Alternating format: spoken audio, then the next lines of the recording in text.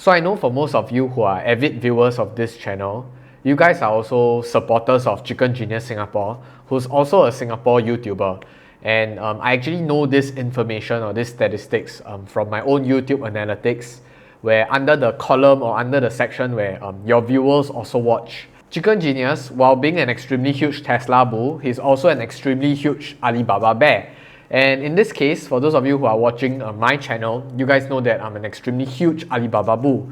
And of course, we have our own differing thoughts, our differing opinions and stuff like that. But I think I really just wanted to address and enrich one of the discussion that he posted around 2 to 3 weeks ago with the title called How to Catch a Falling Knife. And I think this entire discussion and this entire concept is extremely apt, especially during this entire Alibaba crackdown and the entire precipitation of the stock price. So I think in his video, he did mention about 2 points. Firstly, how to catch a falling knife. Number 1, you either run, or number 2, you freaking catch it. I think there is a third option that he didn't talk about, which is just hold and do nothing. I think the first part about just running away, of course, some of you might think that, hey, investing in Alibaba, if your fundamental thesis change, if your initial drive and motivation of owning the stock has changed substantially because of some external event or because even of some internal events, if your fundamental thesis change, please get out of the stock, which is to ask you to essentially run. I think there isn't really a point of contestation there. Secondly, essentially just to catch the falling knife. I think also for those of you who have been studying, who have been researching into the entire company, you love the valuation a lot, you love the business a lot, and some of you might feel that a lot of these are just noise. So you guys might just be extremely excited about catching the falling knife, because having a cheaper valuation just means that your risk is of a much smaller extent and a much lower extent because you are buying with a greater margin of safety.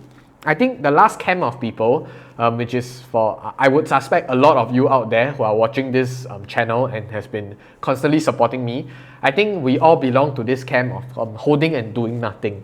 I think there's a very big problem with this idea of dollar cost averaging. So essentially speaking, why do you dollar cost average? Even though theoretically speaking, a lot of research and a lot of studies and a lot of statistics has been done, and studies have shown that lump sum investing actually beat dollar cost averaging, because there's no point timing the market. I think time in the market always beats timing the market. But ultimately speaking, because as investors, I think first and foremost we are all humans. And the fundamental characteristic, which is both good and bad, is that humans are extremely emotional creatures. There's a reason why systems and processes and standard of procedures work, because we are taking the emotional side of the equation out of the entire process, of the entire system. So which is also why when they were discussing about this idea that, hey, let's assume that we have $100,000 in the bank account right now. There are a few ways you can go about doing your dollar cost averaging. Number 1, maybe you can set aside a fixed amount of money to put into the entire portfolio or to buy the dip as and when. So for example, putting in 2,000, 3,000, 4,000, 5,000 per month and just continuously buy the dip regardless of where the share price is. Whether you want to buy into an individual stock or whether you want to buy into an ETF, that's totally up to you.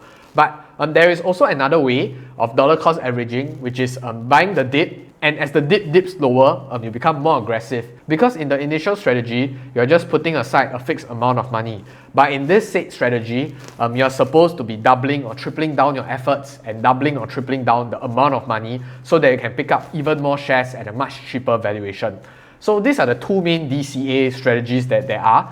I think it's ultimately up to you. But the fundamental issue and the critical issue and the most pertinent thing that you have to think about is, when the dip do come and when the dip dips lower, you must bite the bullet and buy in the freaking stock. Don't just set up a very nice and pretty framework, nice and pretty system and tell yourself that, hey, if this price point come, I'm going to buy this. If this price point come, I'm going to do this. Regardless of whatever you say, when the stock market is red, when you see your entire portfolio down a good, I don't know, 3,000-5,000, for some of you might be even down 20-30 grand, you must really keep to your word and stick to your word. Of course, with the very big assumption that your fundamental and underlying thesis do not change. And a lot of things are just market and emotionally driven. So in this case, by observing a very strict set of rules and having a system in place, allows you to be a lot more objective and a lot more rational in terms of managing your investment. I think one very big issue about this kind of discussion and talking about this kind of concept, especially on a public forum, is that we made a lot of assumptions, and there are very little nuances in this kind of discussion. So like I said in the preamble, we are talking about having a savings of $100,000. There's many assumptions being made, and there is no easy way out to tell you how you're supposed to dollar cost average, or there's no easy way out in telling you how to manage your portfolio. Because I need to know what's your earning power. Are you earning 3K a month, 5K a month, 10K a month? I think that's a very big important factor that everybody misses out on. If you're earning $10,000 a month, you can essentially save $100,000 in a year or a year and a half, depending on what are you spending on and depending on your different liabilities. But I'm just trying to say, someone with an incoming cash flow of $3,000 versus somebody with an incoming monthly cash flow of $10,000, having a $100,000 savings will have a disproportionate effect on those two said investors. So a lot of all these things are not taken into consideration. We need to know the age profile, we need to know the time horizon, we need to know the risk profile. So which is also why I hate giving financial advice. The entire premise of someone giving you a financial advice must be contingent on the fact that he knows your situation extremely well. He knows your entire portfolio, he knows what are your goals, he knows what you want to achieve in life. And in that case, if let's say you are really telling me that you have $100,000 and you do not know how you want to deploy this amount of cash, I will tell you that CGS's way or Ken's way, every month he will allocate 1/3 of the cash pile. So 33,000, 33,000, 33,000. And he will do it in 3 different tranches in 3 different months. So I'm not saying that it's a good or bad strategy. I think you guys should all know what you want to achieve at the end of the day. But I also wanted to emphasize on this point where he really made a very funny comedy skit that I really wanted to reiterate this point. So I'll play the very quick skit here for those of you who do not know what I'm talking about. Look around you. Look at the people who made it. Do you think they, I want, no I don't want, okay, little. The best time is today, not tomorrow. Now, I think as investors, a lot of us would be laughing at this kind of skit. A lot of us would be thinking that, hey, he's doing it to actually poke fun at some of the investors. But I believe a lot of you touch your heart and you ask yourself, I think even for myself, even despite having such a huge conviction for Alibaba, somehow or another, I also have this sort of feeling. Whether I want to buy, whether I don't want to buy, I'm sitting on the fence, I'm observing the situation, I'm thinking whether my entire thesis has changed or not. I want, I don't want, I think about it and stuff like that. We are always extremely emotional when it comes to investing and when it comes to money, because we have already been taught by society that how important it is to manage our finance and the impact of our decision. But I think the greater lesson that we can all take away from this short skit is really this idea of conviction. I think, like I always like to emphasize, borrowed conviction don't last. By constantly watching me on YouTube trying to tell you that how great Alibaba is, if you do not buy into the thesis and you just buy based on what I say, what happens if I just vanish into thin air and I just disappear from YouTube and I don't upload any more videos? What's going to happen? Who are you going to listen to? Another Alibaba creator?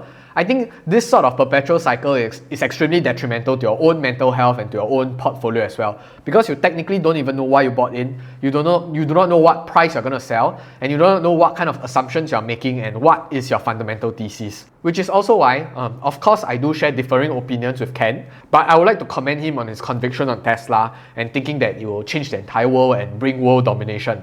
I think ultimately, the beauty of the stock market is run by very simple forces, just demand and supply. So if you were to really put the time and effort to doing your research, to understand the company, to understand what you're getting yourself into, I don't see why it will become a very big issue in the medium to long run.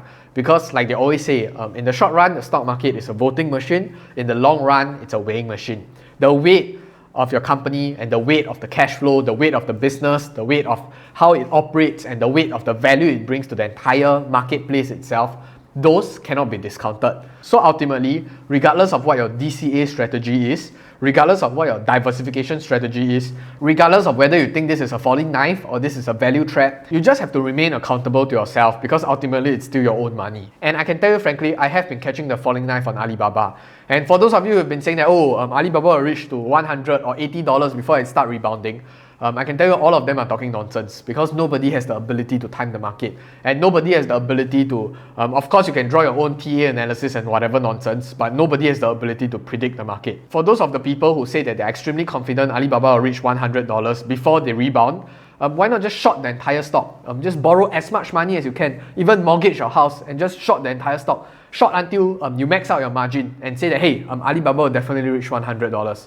If you have the ability to time the market and you actually make a profit, I'm extremely happy for you. If not, if all you are doing is just leaving comments on some random YouTube channel and just roll words off your tongue, then carry on. I think there really isn't a lot of merit in those kind of comments. Anyway, back to the central theme of this video about catching a falling knife. I'm gonna tell you, there's no step-by-step way in how to catch a falling knife. You can see that there are different strategies, there are different valuation methods, there are different ways that a lot of all these financial gurus on the internet will teach you, maybe you draw a 10%, maybe you look at the Fibonacci retracement, they draw all the very fancy graph. It's good for reference, but ultimately you really still have to understand yourself. You have to understand at what price point you're comfortable, what's your exposure, how much do you have, what's your cash flow. There are so many assumptions, there are so many things that you have to take into account to formulate your own strategy. But what I'm trying to say is, for those of you who do have one, please feel free to leave in the comment section down below what you have been doing and how have you been buying.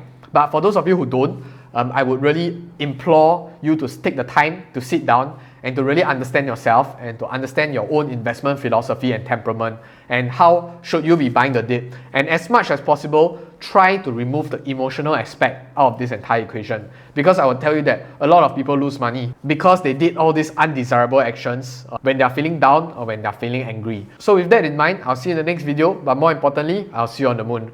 Goodbye!